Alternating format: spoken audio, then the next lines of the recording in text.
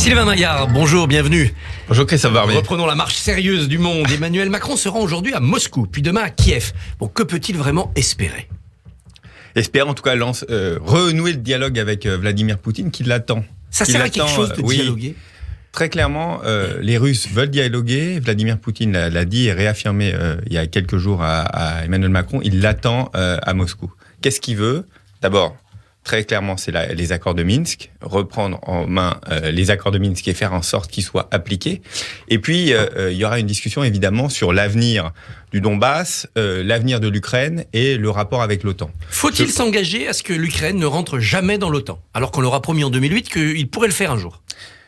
Il y aura une discussion dessus. On voit bien que c'est un vrai blocage avec les Russes. Je crois, en tout cas, nous, à titre personnel et moi-même, je crois que la discussion n'est pas à l'ordre du jour. L'ordre du jour, c'est de faire en sorte qu'il y ait une désescalade en Ukraine. On a la guerre aux portes de l'Europe. Il faut discuter, écouter aussi ce que pensent les Russes. Les Russes ne sont peut-être pas dans l'imaginaire que l'on peut se dire, c'est-à-dire lancer une attaque. C'est peut-être tout simplement dans un contexte plus général de vouloir se protéger. Donc, discussion. Emmanuel Macron va se rendre aujourd'hui, puis là-bas, puis en Ukraine mardi. Je pense vraiment qu'il peut y avoir une désescalade à l'issue de ces rendez-vous. L'opposition lui reproche d'ailleurs de faire le voyage dans ce sens. L'opposition dit qu'il aurait dû aller à Kiev d'abord, c'est l'agresser, et aller voir l'agresseur ensuite. L'opposition s'oppose, c'est normal, on est en pleine campagne présidentielle. La discussion, la clé, elle est à Moscou. Et donc il est normal que d'abord Emmanuel Macron se rende à Moscou. Et dans l'imaginaire, on se souvient évidemment de Nicolas Sarkozy en 2008 sur la crise géorgienne, faisant la même chose. Il s'agit aussi pour le président Macron d'envoyer un message à l'électorat de droite. Sarkozy, c'est moi. Le président Macron est aussi président du Conseil européen. Et donc il assume ce qu'il est, c'est-à-dire une présidence pendant 6 mois de l'Europe. Il est le président d'un pays qui est au Conseil de sécurité de l'ONU. Il assume son rôle et donc il va se rendre à Moscou. Et d'ailleurs, c'est ce qu'a demandé aussi Vladimir Poutine. Donc on voit bien qu'il a besoin d'un interlocuteur fort en Europe. Et pour Vladimir Poutine, le seul interlocuteur fort, c'est Emmanuel Macron. La Russie étend son emprise jusqu'au Mali, avec la milice Wagner. Est-ce qu'il faut quitter au plus vite le Sahel ? Ça, c'est une discussion que l'on va avoir pendant la campagne présidentielle. Et au-delà de ça, l'issue de ce que l'on veut faire pour nos forces au Sahel.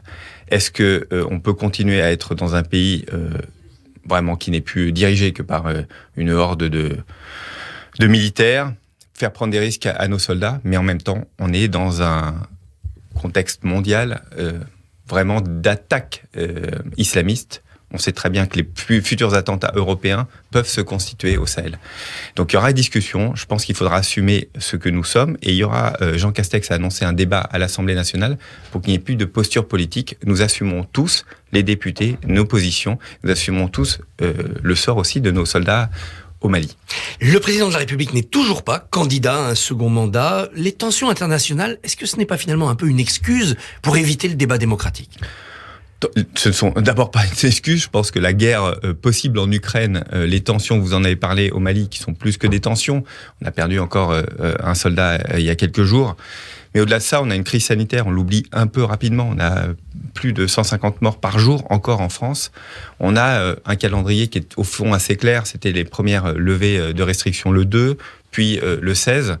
Et enfin, j'entends toujours cette question, quand est-ce qu'il sera candidat ? Et vous savez bien qu'il y a une date butoir. 4 mars. Le 4 mars. Donc de toute façon, un dépôt de candidature et une annonce de candidature sera dans les quelques jours qui viennent. Pendant ce temps-là, la campagne suit son chemin. Ce week-end, c'était Zemmour contre Le Pen, meeting à Lille pour l'un, meeting à Reims pour l'autre. Qui a gagné, selon vous, ce match ? Bon, écoutez, moi je vois vraiment Zemmour comme la voiture balai de Marine Le Pen, c'est-à-dire qu'il récupère vraiment tout ce qui traîne autour de Marine Le Pen. Je crois que c'est un concours d'élégance assez nauséabond. Je suis très triste qu'en France on en soit là. C'est-à-dire 2 candidats finalement assez forts d'extrême droite. Ça en dit aussi beaucoup sur ce qu'est la société française. Oui, j'espère qu'il y aura pendant ce débat présidentiel aussi une prise de conscience de chacun d'entre nous, parce qu'on peut pas accepter d'avoir une extrême droite aussi forte. Mais ça en dit long aussi sur l'échec des gouvernements successifs, dont celui que vous soutenez. Oui, c'est vrai que ça en dit long sur peut-être une forme de perte d'espérance d'une partie de nos compatriotes. Je crois que cette élection présidentielle, c'est aussi un moment pour se parler à soi, pour parler à la France et de faire renaître cette espérance. On peut pas. Quelle espérance peut-on avoir en votant Éric Zemmour ou en votant Marine Le Pen ? Par exemple, on les a écoutés si c'est une destruction.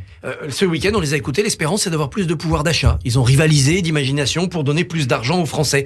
Le pouvoir d'achat, c'est le grand échec ou le grand risque de ce quinquennat qui s'achève. Ce qui est très difficile, c'est quand on regarde les chiffres, on s'aperçoit qu'il y a une progression du pouvoir d'achat 2 fois supérieure au quinquennat précédent. Et pourtant, c'est quelque chose de très intime, très différent de vous à moi. Chacun d'entre nous le perçoit de façon différente et avec des situations différentes. Ce qui est clair, c'est que nous, on a toujours poussé que le travail paie plus. Est-ce que le travail doit payer plus en France ? Oui. Est-ce qu'il va y avoir des augmentations de salaire ? Oui, et certains déjà le constatent largement. Est-ce que nous poussons aux négociations ? Oui. Dans les entreprises où ça va bien, il faut aller plus loin. Dans les services publics, on a déjà largement augmenté. Il faudra aller plus loin, mais je pense, ne serait-ce qu'aux infirmières. Quand on rajoute 183 € par mois net, c'est pas rien. Mais l'inflation arrive et dévore ça, ou avec le prix des carburants en quelques semaines. Oui, il va falloir d'abord que nous soyons encore plus efficaces économiquement. C'est parce que payer plus cher, ça veut dire quoi, tout concrètement ? Ça veut dire qu'il faut une rentabilité supérieure des entreprises. Ça veut dire qu'il va falloir aussi qu'on réfléchisse à la répartition de la valeur. On a poussé, nous, à travers la loi Pacte et au-delà de ça, faire en sorte qu'il y ait le fruit de la croissance des entreprises. Et il y a de la croissance. On est à 7% cette année. Il y a de la croissance qui soit mieux répartie entre les salariés. Et là, ça redonne du pouvoir d'achat. C'est ça. Je crois qu'il n'y a pas d'argent magique. Tout ce qui est des réflexions qu'on a entendues d'extrême droite, d'argent magique, ça n'existe pas. Ce sont des chèques qui ne sont pas payés, des chèques en blanc. Donc, il faut aller absolument à créer plus de valeur. Plus de valeur, ça veut dire tout simplement aussi mieux la répartir. Emmanuel Macron va annoncer la reprise des activités nucléaires de General Electric par EDF. Or, comme secrétaire adjoint de l'Élysée, puis ministre, il avait accompagné la vente de ces mêmes activités de Thomson à General Electric. On a l'impression que le président Macron corrige l'erreur du ministre Macron. Non, le monde a changé. Vous savez, le monde des turbines, c'est un monde que je connais bien. Je suis aussi, j'ai une activité industrielle aussi. C'est un monde qui a changé. C'est un monde en très grande difficulté il y a quelques années, avec la fin du nucléaire programmé. En fait, on voyait partout des programmes nucléaires qui disparaissaient. Et puis, depuis 3-4 ans, ça s'est totalement réinversé. Donc, il faut absolument qu'on ait cette technologie au sein d'EDF. C'est quelque chose de stratégique. Si on veut développer partout dans le monde, en France évidemment, mais partout dans le monde, du nucléaire, une nouvelle génération, il nous faut absolument maîtriser les turbines. Donc c'est un rachat qui, je crois, au-delà du symbole, est un rachat stratégique très important pour réindustrialiser la France. Si Zemmour monte dans les sondages, s'il a installé le débat politique comme on le voit, c'est aussi parce qu'il y a la crainte de l'islamisme. Quand il dit « Roubaix, c'est l'Afghanistan », qu'avez-vous à répondre ? Il y a des zones extrêmement difficiles en France. Dire que la France, comme vous l'entendez, est largement islamisée, c'est faux. Par contre, qu'il y a des zones extrêmement difficiles, oui, ça c'est très clair. Des quartiers extrêmement difficiles, oui, c'est très clair. Il faut remettre du service public, remettre des policiers.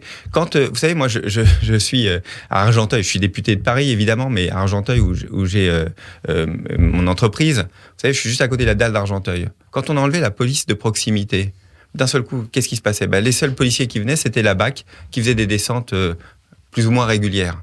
C'est aussi ça, la suite de ce qu'a fait Nicolas Sarkozy. Quand vous avez enlevé la police de proximité, vous n'avez plus du tout de lien avec la population, et puis finalement, c'est une autre organisation qui prend la place. L'islamisme remplace la République parce qu'on retire des policiers. Ben oui, des profs, des policiers. Les profs ne sont pas partis. Ce sont tout simplement les policiers qui sont partis, les services publics qui sont partis. On a remis des policiers. Il n'y a pas un commissariat en France, Christophe Barbier, pas un commissariat en France qui n'a pas vu ses effectifs augmenter entre 2017 et 2022. Et il faut que cette police dite de proximité, une police qui soit au contact de la population, qui soit là pour rassurer, faire en sorte que le mur soit tenu par des policiers et pas par des vendeurs de shit ou autres, ou par des islamistes, soit présent partout en France. Il n'y a pas de mesure miracle ou de discours miracle. Il faut du monde et il faut des policiers, il faut du bleu. La République En Marche s'organise en attendant la candidature du président. Elle espère des ralliements. Éric Woerth à droite, dit-on, et François Rebsamen à gauche pourraient rejoindre la République En Marche. Ça va se faire ? Je n'ai pas d'informations là-dessus. Moi, la seule chose, c'est qu'on sait très bien au moment d'une élection présidentielle, et surtout quand on a un président qui est au centre du jeu, qui a un élargissement, c'est d'ailleurs la marque de fabrique de ce que l'on est.